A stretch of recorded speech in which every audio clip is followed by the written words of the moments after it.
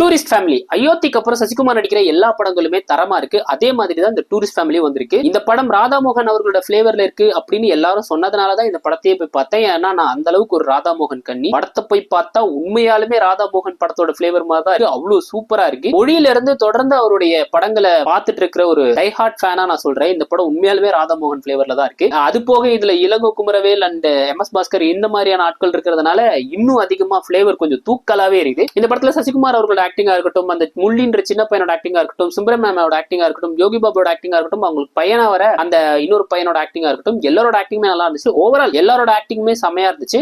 இலங்கையில இருந்து இன்ஃபிளேஷன் காரணமா தப்பிச்சு இல்லீகலா இந்தியாக்குள்ள வர ஒரு ஃபேமிலி, அவங்க ஒரு சென்னைக்கு வந்து ஒரு காலனில செட்டில் ஆகுறாங்க. இப்ப இவங்களை தேடிட்டு ஒரு போலீஸ் குரூப் வராங்க. சோ இவங்களை தேடி வர்றதுக்கான காரணம் என்ன, அதுக்கப்புறம் இவங்க வந்து இவங்களை புடிச்சிட்டு போனாங்களா இல்லையா அப்படிங்கறத சொல்றதுதான் இந்த படத்தோட மீதி கதை. ஆக்சுவலா இந்த கதையை ரொம்ப சீரியஸான டோன்ல கூட கொண்டு போயிருக்கலாம். ஆனா படத்தோட டைரக்டர் அப்படி கொண்டு போல. ராதாமோகன் பிளேவர்ல வரணும் அப்படிங்கிறதுக்காக இந்த படத்தை முழுக்க அந்த காலனிக்குள்ள இருக்கிற ஆட்களோட இவங்க எப்படி ஜெல் ஆகுறாங்க அப்படிங்கறத ரொம்ப லைட் ஹார்ட்டடா காட்டியிருப்பாங்க. அண்ட் அங்க இருக்கக்கூடிய ஆட்கள் எப்படி இவங்க கூட ஜெல் ஆகுறாங்க அந்த மாதிரியான விஷயங்களா இருக்கட்டும். அண்ட் அவங்க ஃபேமிலி என்னதான் சீரியஸா இருந்தாலும் அந்த முள்ளின்ற சின்ன பையன் அப்பப்ப அடிக்கிற கவுண்டர் ஜோக்ஸா இருக்கட்டும், இது எல்லாமே சூப்பரா இருக்கு. அண்ட் யோகி பாபுமா ஒரு பங்குக்கு இந்த படத்துல ரொம்ப நல்ல காமெடி எல்லாம் பண்ணியிருக்காரு. அண்ட் அந்த சின்ன பையன் பண்றதுதான் செம்மையா இருக்கும். ஏன்னா ஒரு சீரியஸான சீன்ல வந்து ரொம்ப லென்த்தா போயிட்டு இருக்கும். அவர் குடிச்சிட்டு வர சீன்ல அந்த சீன்ல அப்படியே அடுத்தடுத்த சீன்ஸ் போயிட்டே இருக்கும். கொஞ்சம் கொஞ்சமா நார்மல் ஆகி அந்த சீன் ஒரு பாயிண்ட்ல வந்து உட்காரும் போது அப்ப மம்பட்டியான் பாட்டை இறக்கி விட்டு அந்த சீனை பிளாஸ்ட் பண்ண விட்டாங்க.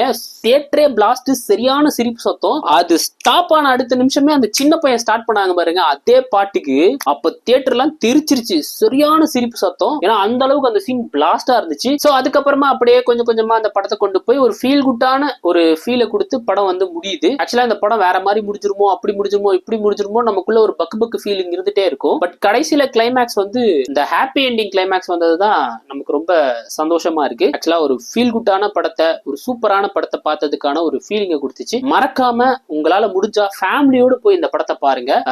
இந்த மாசம் ஏதாச்சும் உருப்படியா செலவு பண்ணும், உருப்படியான படம் பார்க்கணும் அப்படின்னு நினைச்சீங்கன்னா மறக்காம டூரிஸ்ட் ஃபேமிலிக்கு போங்க. நீங்க செலவு பண்ற ஒவ்வொரு ரூபாய்க்கும் இந்த படம் உங்களுக்கு அவ்வளவு ஒர்த்தா இருக்கும் அப்படின்னு நான் சொல்வேன். முடிஞ்சா தியேட்டர்ல போய் பாருங்க.